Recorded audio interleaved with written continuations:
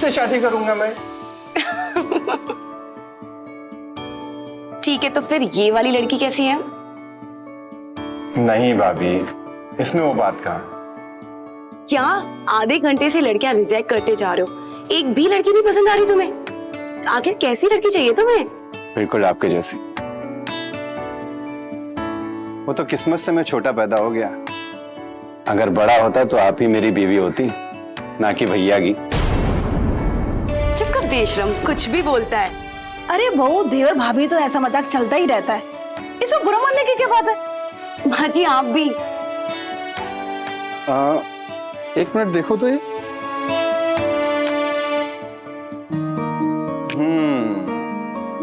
ये हुई ना बात। ये है बिल्कुल भाभी के टक्कर की। ये लड़की पसंद है तुम्हें? हाँ, लड़की में कुछ तो बात है। मम्मी देखो आप।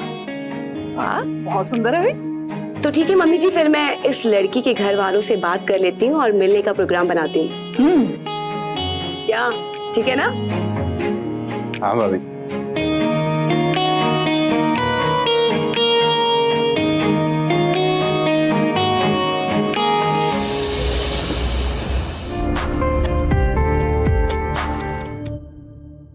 अरे विशाल तुम?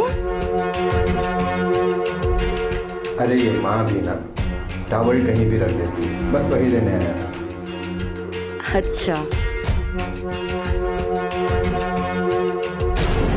एक दिन तो आएगा भाभी जब मैं अपने हाथों से आपकी पीठ पे साबुन लगाऊंगा।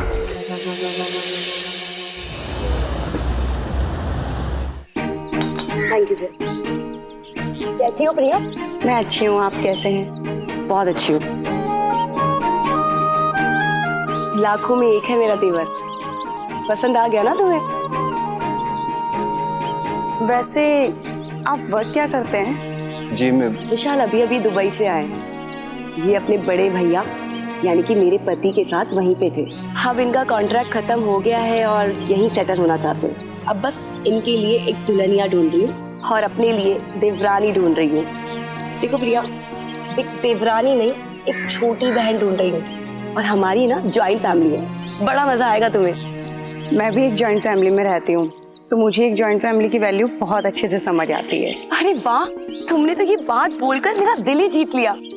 विशाल, मुझे तो प्रिया बहुत पसंद है। अब फाइनल डिसीजन तो तुम्हारा है। अरे भाभी, अब आपने सिलेक्ट कर दी तो मेरी भी यहाँ है। आपकी और मेरी चॉइस कोई अलग थोड़ी ना।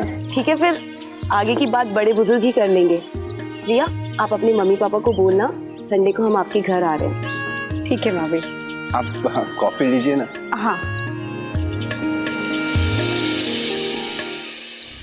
क्या मतलब पंडित जी, लड़की वालों को जल्दी है?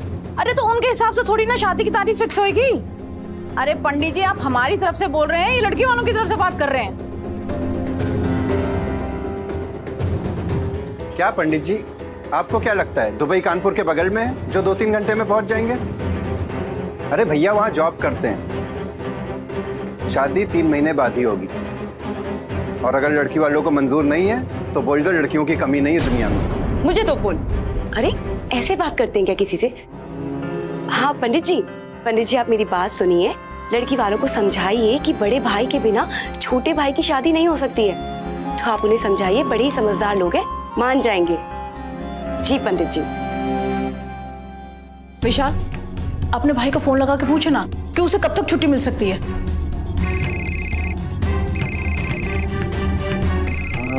दुबई से फोन आ रहा है, लेकिन नंबर तो भैया का नहीं है।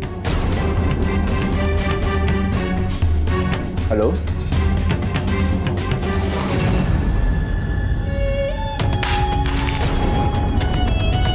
क्या हुआ विशाल, सब ठीक तो है ना?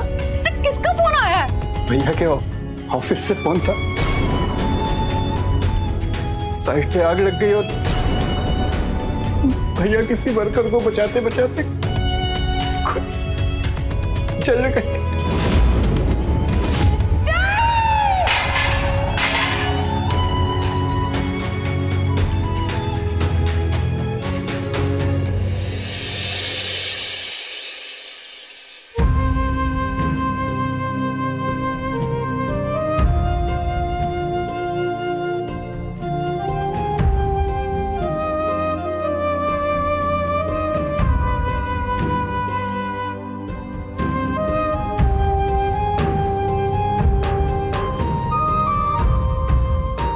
माना करती थी ना जाओ विदेश, क्या करेगा पैसे का, वो मेरी बात नहीं मानी।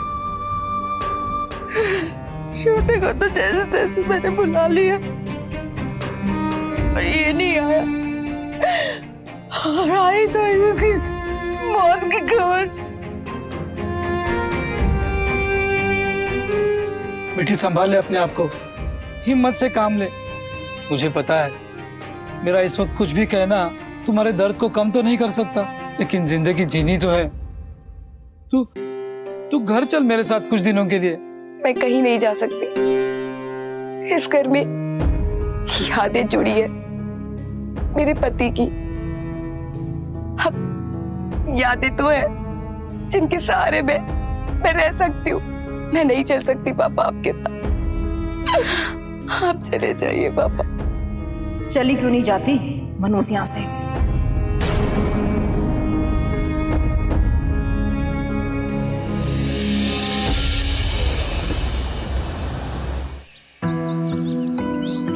मेरी तो हिम्मत ही नहीं है आने की। भाभी का सामना कैसे करती, कुछ समझ नहीं आ रहा था। तो भैया की बरसी तक हमारी शादी नहीं हो पाएगी। तुम्हारे घर वाले इतना लंबा इंतजार कर पाएंगे? पता नहीं विशाल, लेकिन वो रुके या ना रुके, मैं जरूर रुकूंगी। थैंक्स फिर, पर अब मुझे पूरे घर को संभालना होगा। भैया को गए हुए 1 महीना हो गया। भाभी के चेहरे से तो जैसे हंसी ही गायब हो गई है। उनके पति गया विशाल, उनकी पूरी जिंदगी सूनी हो चुकी है। तुम लोग कैसे खुश रह पाएगी? नहीं, मैं उनकी जिंदगी बेरंग नहीं होने दूंगा। अभी उम्र ही क्या है उनकी।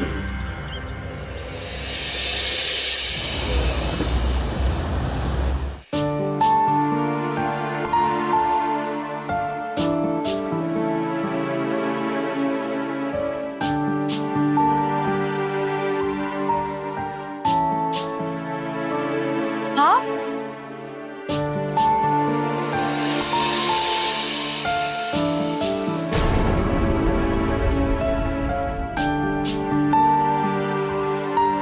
तुम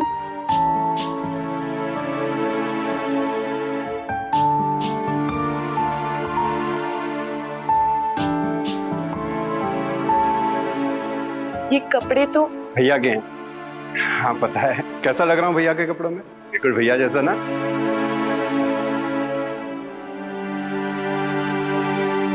भाभी, मुझसे तुम्हारा ये हाल देखा नहीं जा रहा। तुम पहले जैसी नॉर्मल कब होगी? पता नहीं। तुम अपने गम में इतनी ज्यादा डूबी हुई हो कि ये भी भूल गई कि आज मेरा बर्थडे है। Happy birthday. नहीं, ऐसे नहीं, वैसे विश करो जैसे हर साल करती हो, मुझे गले लगाकर।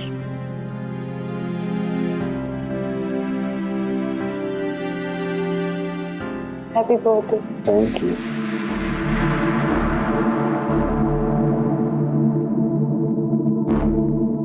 माँ तो मामा के घर गई है, सिर्फ हम दोनों ही हैं सेलिब्रेट करने के लिए। क्यों प्रिया क्यों नहीं आ रही? प्रिया का पता नहीं, उसका और मेरा आगे क्या होगा। उसके घर वाले शायद नहीं मानेंगे। अरे वो इंतजार नहीं कर सकती तो तुम आगे बढ़ो। चलो कोई बात नहीं, आज तुम्हारा बर्थडे है, मैं तुम्हारा पसंदीदा खाना बनाती हूँ। वो तो आप बनाओगी। मैं सोच रहा था वैसे ही सेलिब्रेट करते हैं जैसे हर साल करते थे।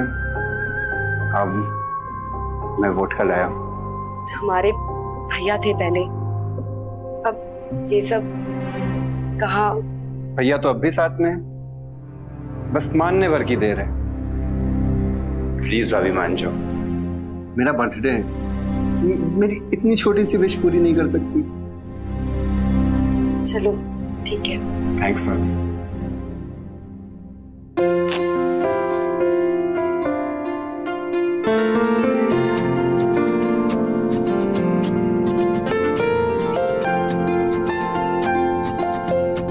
आप भी अपना हाथ दो ना। नहीं नहीं, तुम्हारा बर्थडे है। ठीक है।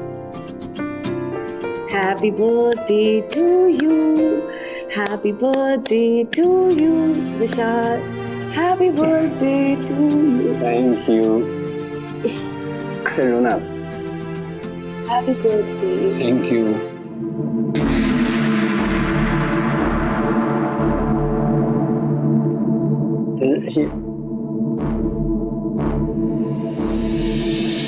टिश्यू।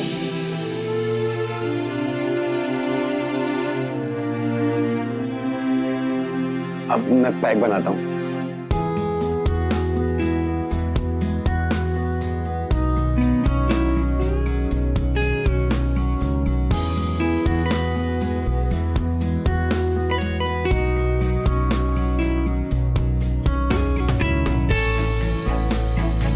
मेरे बर्थडे के ना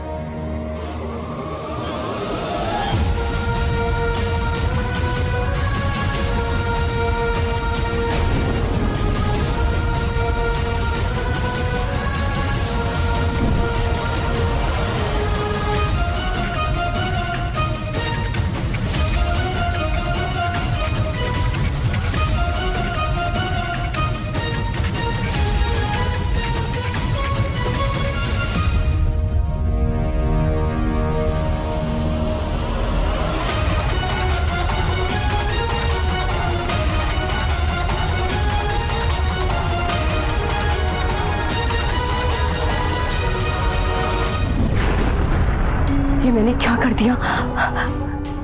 विशाल, विशाल, क्या हुआ? कल रात हमारे बीच जो कुछ भी हुआ वो होना नहीं चाहिए था। जो भी हुआ उसे प्यार कहते हैं। ये गलत है विशाल, तुम मेरे देवर हो। मैं तुमसे प्यार करता हूँ। अरे लोग क्या कहेंगे? ये सब गलत है विशाल। मुझे लोगों की परवाह नहीं है, मुझे तुम्हारी फिक्र है। मैं तुम्हें अपनाने के लिए तैयार हूँ, बस तुम एक बार हाँ बोल दो। हरमान जी, उन्हें पता चलेगा तो वो क्या बोलेंगे? तुम उनकी फिक्र मत करो, मैं उन्हें मना लूंगा। और प्रिया? प्रिया की और मेरी सिर्फ बात चल रही है, अभी सगाई भी नहीं हुई हमारी। तुम एक बार अपने बारे में सोचो। प्रिया को तो कोई ना कोई मिल ही जाएगा, पर तुम्हारा साथ कौन देगा? मैं तुम्हारा हाथ थामने के लिए तैयार हूँ।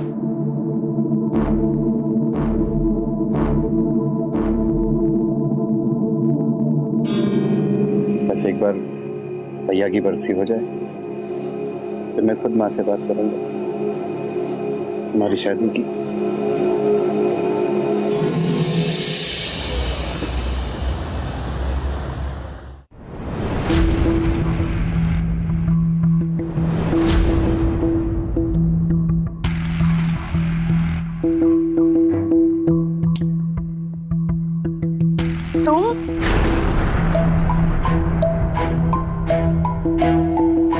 यहाँ क्या कर रहे हो? नींद नहीं आ रही थी, तुम्हारी बहुत याद आ रही थी। अरे माँ जी ने हमें ऐसे देख लिया ना तो बहुत हंगामा कर देंगी। तुम यहाँ से जाओ। प्यार करने वाले इतनी छोटी छोटी बातों से नहीं डरते। अब रही बात माँ की, गहरी नींद में सो रही है, उनकी फिक्र छोड़ दो।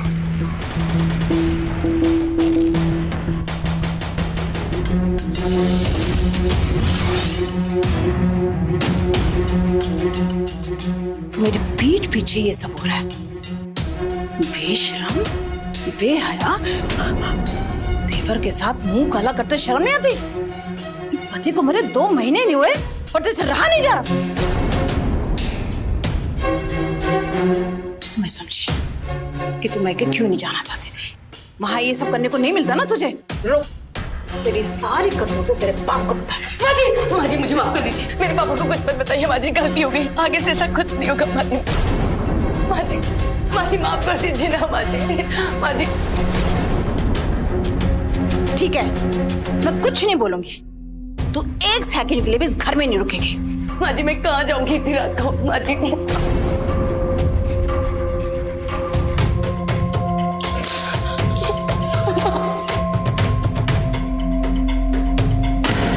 आसमान और दफा हो जाए यहाँ से।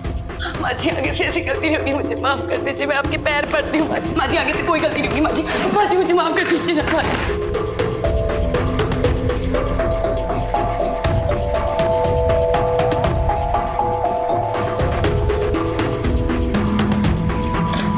जी। माँ जी मत करिए ना ऐसा, माँ जी मैं कहाँ जाऊंगी माँ जी। वो शहरा कभी मत दिखाना तुम्हारा। माँ जी, माँ जी, माँ जी, माँ जी दरवाजा खोलिए ना माँ जी।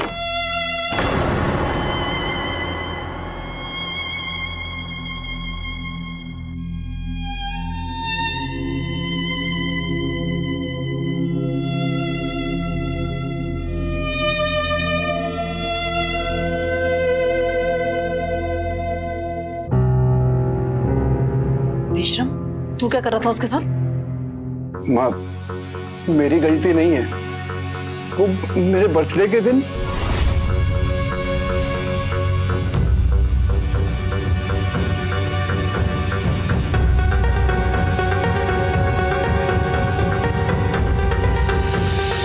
भाभी ने मेरे नशे का फायदा उठाया और अगली सुबह जब मैंने उनसे कहा कि ये सब गलत हुआ, तो मुझसे कहा कि अगर मैं चुपचाप उनकी बात नहीं मानूंगा तो सबको बोल देंगे कि मैंने जबरदस्ती की उनके साथ। मैं क्या करता माँ, लड़का हूं, डर गया, कौन मेरी बात सुनेगा। इसलिए चुपचाप उनकी बात मान गया। नीच और गिरी हुई थी, कहीं नहीं होता कि इतनी गंदगी उसके अंदर भरी हुई थी। मेरे प्यारे बेटे को फुसला रही थी। ये तो अच्छा हुआ मैंने उसका असली रूप देख लिया।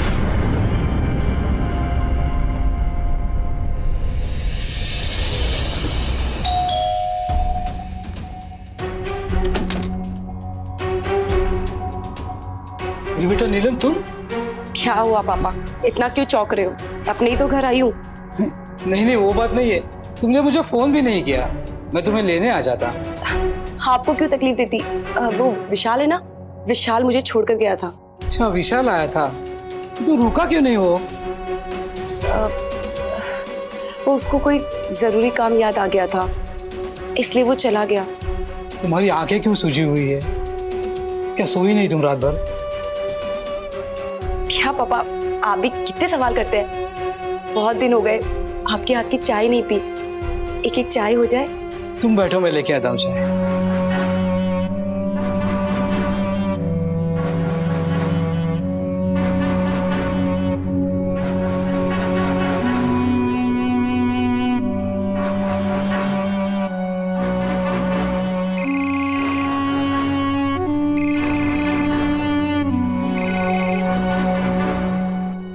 हेलो नीलम, मुझे माफ कर दो। कल अगर मैं कुछ भी बोलता या तुम्हें रोकने की कोशिश करता तो माँ बहुत हंगामा करती, बस इसीलिए चुप रहा।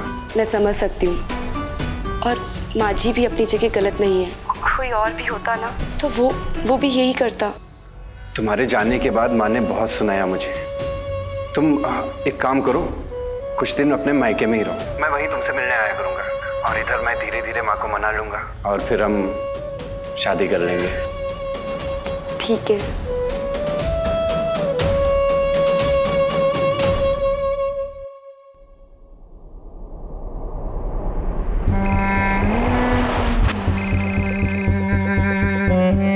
हाय प्रिया। हाय विशाल, कितने दिन हो गए मिले ही नहीं, कहाँ हो तुम?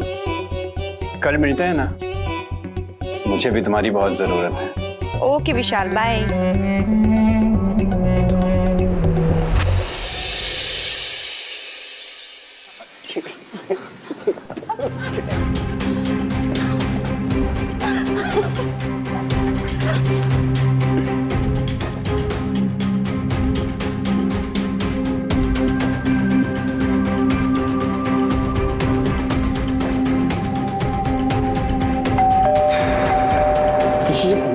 इतनी जल्दी मंदिर से कैसे आ गई?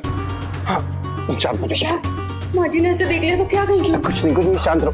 देखो एक काम करो, बाल अपने सही करो, वॉशरूम चली जाओ, वहां अपने आपको देख के एकदम सही कर लो। मैं दरवाजा खोलता हूँ, माँ को संभालता हूँ।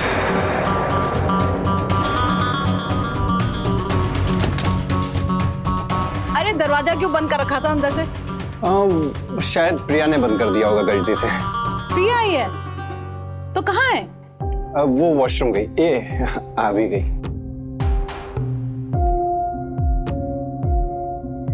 जीते रहो बेटा। मैं तो कब से आप ही का इंतजार कर रही थी। सॉरी वो आपको फोन करके नहीं आई। वो पापा ने पूछवाने भेजा है कि 1 साल का इंतजार तो लंबा हो जाएगा, तो हम शादी 6 महीने में कर सकते हैं। माँ, तुम भी अकेली हो गई हो। घर का सारा काम तुम अकेले करती हो, मुझसे नहीं देखा जाता। शादी हो जाएगी तो प्रिया घर का सारा काम संभाल लेगी।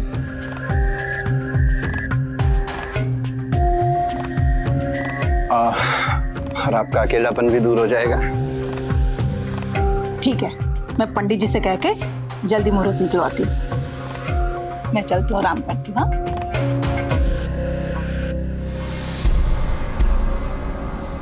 तो खुश हो ना? अरे विशाल क्या कर रही हूँ? माँ देख, लेकिन विशाल,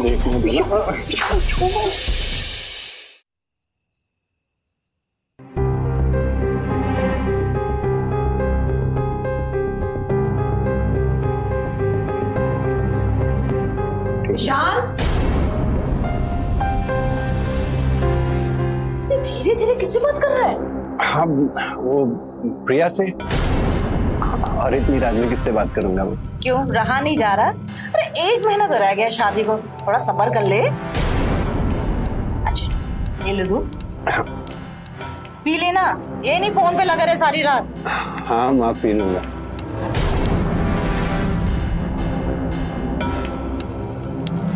कट गया? चलो प्रिया से बातें करते हैं, इसका भी तो है नंबर।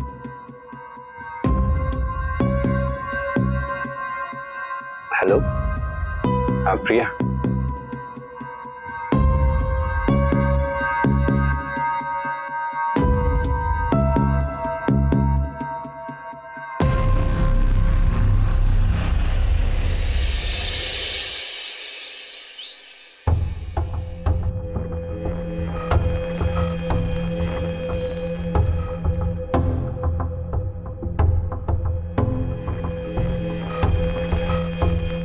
अरे ये प्रिया भी ना कितनी देर तक बात करती है, सारी बैटरी खाली करती है।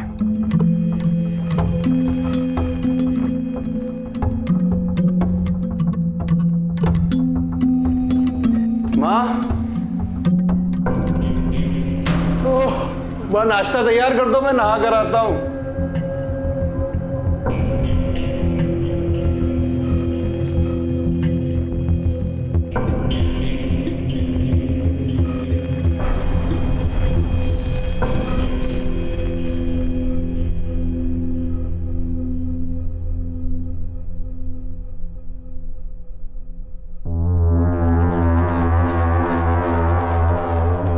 ये 20 मिस कॉल नीलम के फोन से और 10 मिस कॉल उसके पिताजी के फोन से। अब क्या हो गया इन दोनों को?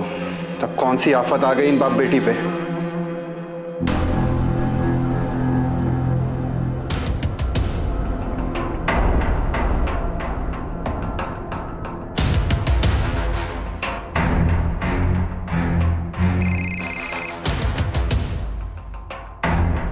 हेलो विशाल। हाँ हेलो।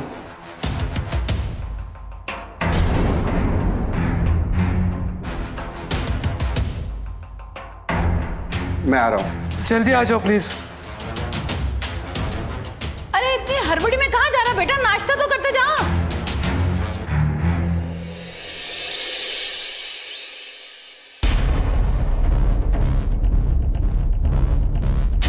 क्या हुआ?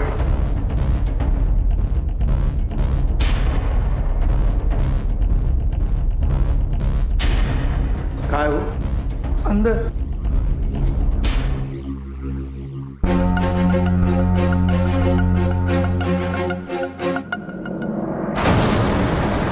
पागल हो गया तुम? नस क्यों काट रही है अपनी? एक बार भी मेरे बारे में नहीं सोचा? अगर तुम्हें कुछ हो गया तो मेरा क्या होगा? झूठ बोलना बंद करो तुम। मुझसे प्यार का नाटक करके प्रिया से शादी रचाने जा रहे हो ना? अरे माँ को चुप कराने के लिए उनकी हाँ में हाँ मिलाना पड़ता है। इसका मतलब ये थोड़ी ना है कि उनकी सभी बातें मान लूंगा मैं।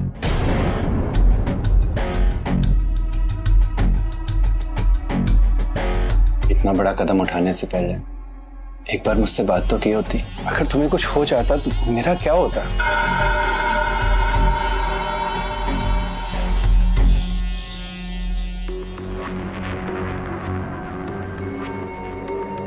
मैंने तुम्हें कितने कॉल किए थे पर तुम्हारा फोन ही स्विच ऑफ हो गया था। आई एम सॉरी, मोबाइल की बैटरी खत्म हो गई थी, पता ही नहीं चला।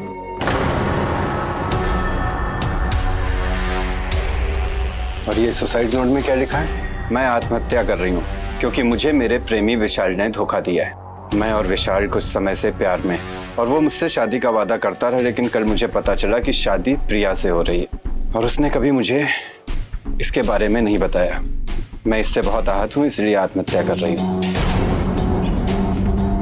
मुझे जेल भेजना चाहती हूँ, बस यही है प्यार तुम्हारा। मुझे माफ कर दो, मुझे कुछ समझ नहीं आ रहा था। मेरा दिमाग खराब हो गया था। अच्छा, मुझसे वादा करो अब आगे से ऐसा कुछ भी नहीं करोगी, और अगर मन में कोई बात होगी तो सबसे पहले मुझसे बात करोगी। तुम्हें अगर अब भी मुझ पर विश्वास नहीं है तो ये शक मैं अभी दूर किए देता हूँ, ठीक है?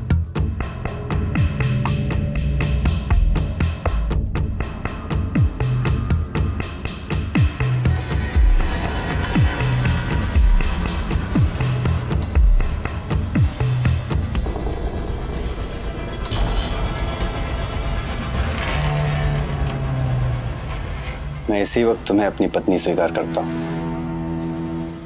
बस एक बार भैया की बरसी हो जाए, उसके बाद सबके सामने तुमको अपनी पत्नी कबूल कर लूंगा मैं और घर लेकर जाऊंगा।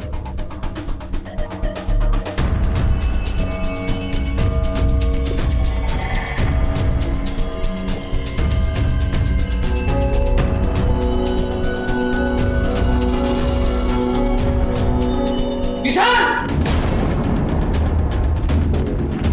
तुम्हारी हिम्मत कैसे? मुझे क्षमा कर दो। विशाल को मैं अपना पति मान चुकी हूँ।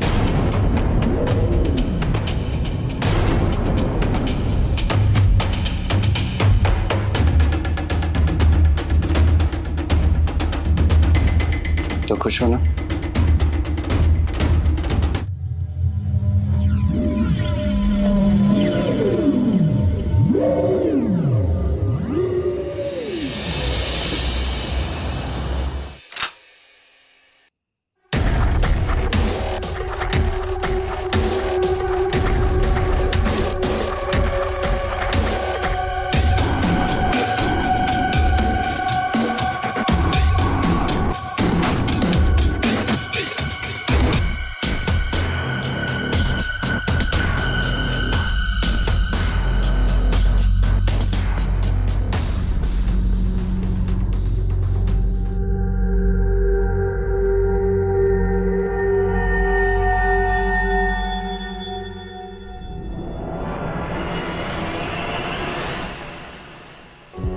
फाइनली हम एक हो गए प्रिया। अच्छा ये बताओ, हनीमून के लिए कहाँ जाना है? गोवा या मनाली? मैं परसों की टिकट बुक करता हूँ। नहीं अभी नहीं जाएंगे हनीमून। क्यों? उसके लिए भी पंडित जी से मुहूर्त निकलवाओगी? अरे नहीं बाबा, अगले हफ्ते करवा चौथ है ना। मैं चाहती हूँ कि मेरा पहला करवा चौथ मेरे घर में हो, तो हम लोग बाद में चले जाएंगे हनीमून पे। ठीक है, जैसी तुम्हारी मर्जी। फिलहाल अभी पे फोकस करते। अब हमें प्यार करने के लिए माँ से छुपने की जरूरत नहीं है।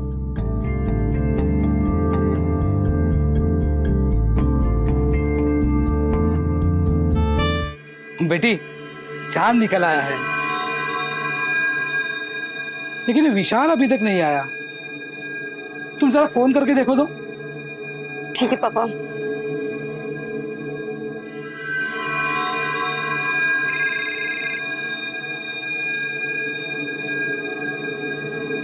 फोन नहीं उठा रहा विशाल, शायद बाइक चला रहा होगा।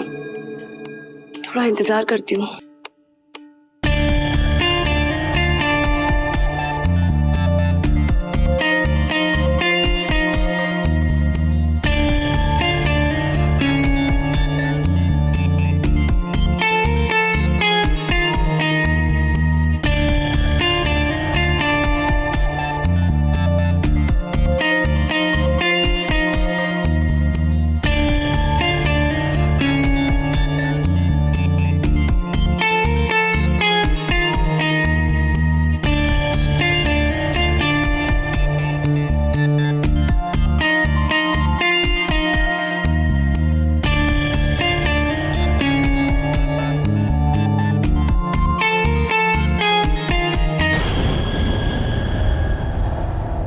बेटा बहुत देर हो चुकी है, अब वो नहीं आने वाला। तुम चांद को देख के पानी पी लो, नहीं तो चक्कर आ जाएंगे। नहीं पापा, मैं विशाल का इंतजार करूंगी।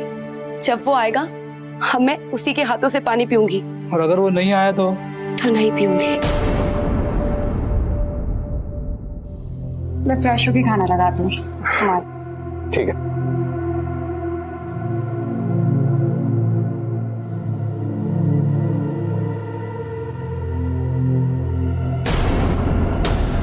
क्या नाटक है इसका। मैंने सोचा था थोड़ा टाइम पास करूंगा, लेकिन ये तो मेरे गले ही पड़ गए। और संभालना तो पड़ेगा कुछ दिन और। बेटी 12 बज गए, तुम खाना खा लो, वो नहीं आने वाला। कैसे नहीं आने वाला? विशाल, वाइफ है मेरी। क्या हुआ तुम्हें? ये तुम ठीक तो हो ना?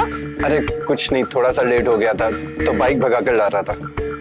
एक छोटा सा एक्सीडेंट हो गया बस। अच्छा चलो, तुम चांद देखो और जल्दी से अपना व्रत खोलो, ठीक है?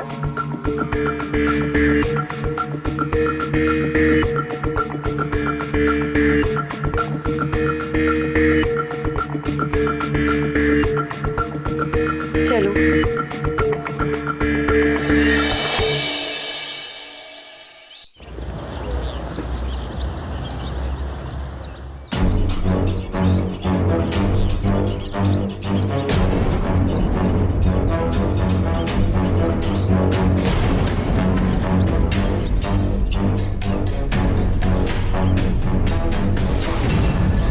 तुम यहाँ प्रिया के साथ क्या कर रहे हो विशाल?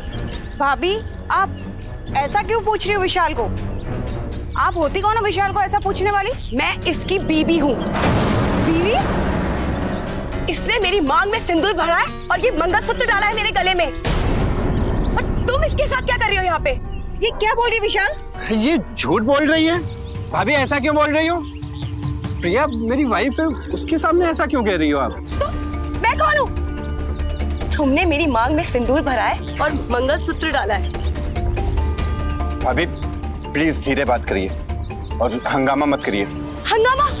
मैं हंगामा कर रही हूँ? विशाल, तुम मुझे ऐसे धोखा नहीं दे सकते। मैं तो तुम्हें ये बताने आई थी कि मैं तुम्हारे बच्चे की माँ बनने वाली हूँ। बच्चा? और इस बार मैं खुदकुशी नहीं करूंगी, सीधा पुलिस के पास जाऊंगी। अपने हक के लिए जरूरत पड़ने पर अपने बच्चे का डीएनए टेस्ट भी कराऊंगी। छोड़ूंगी नहीं मैं तुम्हें, देख लेना। तुमने मेरे पीठ पीछे ये सब कुछ किया? अरे प्रिया मेरी बात तो सुनो। तुम भी किसकी बातों में आ गई? भैया के जाने के बाद भाभी का मानसिक संतुलन जा चुका है। तब से मुझे ही अपना पति समझ रही है। देखो शुरू में तो मैंने सोचा नाटक करने से अगर ये ठीक होती है तो नाटक करने में क्या अर्ज है, लेकिन जब इनका पागलपन हद से ज्यादा बढ़ गया तो मैंने और माँ ने मिलकर इनको इनके मायके भेज दिया। तभी तो हमारी शादी में इनके घर से कोई आया नहीं था। तुम्हें मुझ पे यकीन नहीं है? चलो माँ से पूछ लो जल्दी, चलो। और वो जो बच्चे की बात कर रही थी उसका क्या? तुमसे कहा ना उनका मानसिक संतुलन जा चुका है। वो क्या बोल रही है उन्हें खुद नहीं पता है।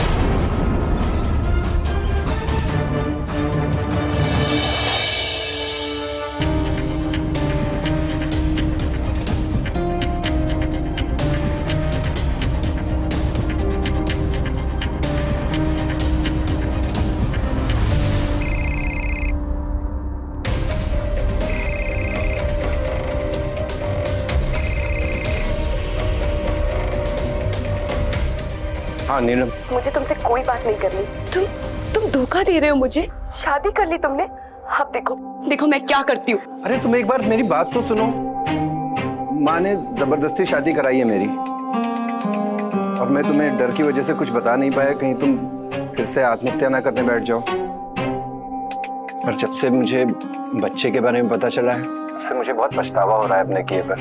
मैंने बहुत गलत किया तुम्हारे साथ, पर अब मैं ये गलती सुधारना चाहता हूँ। मैं तुम्हारे साथ रहना चाहता हूँ हमेशा के लिए। लेकिन माँ कभी हमारे रिश्ते के लिए तैयार नहीं होगी, तो हमें घर से भागना होगा।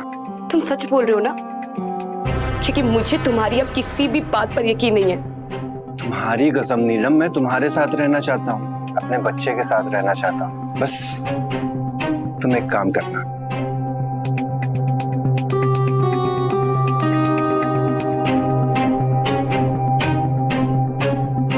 ठीक है।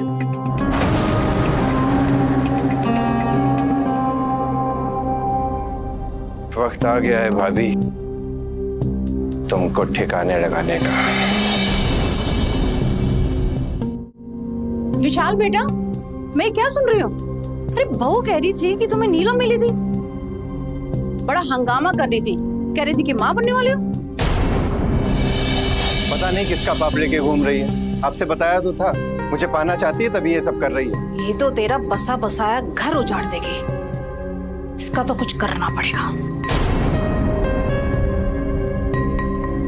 इसका परमानेंट इलाज मैंने सोच लिया है और प्लान भी बना लिया है। तुम बस एक काम करना, एक सुसाइड नोट लिख देना कि तुम जिंदगी से तंग आकर आत्महत्या कर रही हो। इससे क्या होगा, तुम्हारे फादर तुमको ढूंढेंगे नहीं और पुलिस पे इन्वॉल्व नहीं होगी, और हम एक साथ सुकून से रह सकते हैं। ये क्या कह रहे तू? तेरा दिमाग तो सही है ना? अरे ऐसा बोला है, सच्ची में थोड़ी ना करने वाला हूँ। तो फिर क्या, इसे मारकर कहीं दफन कर दूंगा। सुसाइड नोट देखकर लोग यही सोचेंगे, खुद ही मरने के लिए घर से गई होगी।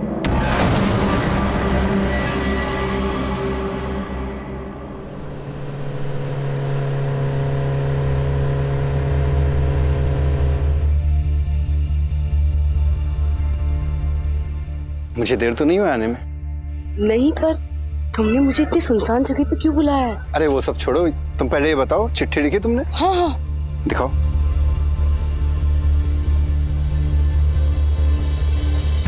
Very good, perfect. ठीक है ना? हाँ चलो बैठो बाइक पे। हाँ। छोड़ इसको। अच्छा किया इंस्पेक्टर साहब, आपने इसको पकड़ लिया। फिर तुम? हाँ मैंने तुम्हारी सारी प्लानिंग सुन ली थी। इसे मार कर कहीं दफन कर दूंगा। सुसाइड नोट देखकर लोग यही सोचेंगे, खुद ही घर से मरने के लिए निकली होगी। और फिर उसके बाद मैंने तुरंत ये खबर नीलम को दी। और फिर तुम्हारी ये सारी करतूत मैंने इंस्पेक्टर सर को बताए। लेकिन तुझे हम रंगे हाथों पकड़ना चाहते थे, वरना तू बच के निकल जाता। इसलिए हमने नीलम से कहा कि तुझे धोखे से यहाँ बुलाए, ताकि पूरे सबूत के साथ तुझे अरेस्ट कर सके। अटेम्प्ट टू मर्डर के चार्ज में तुझे और तेरी माँ को मैं सजा दिला के रहूंगा। चल।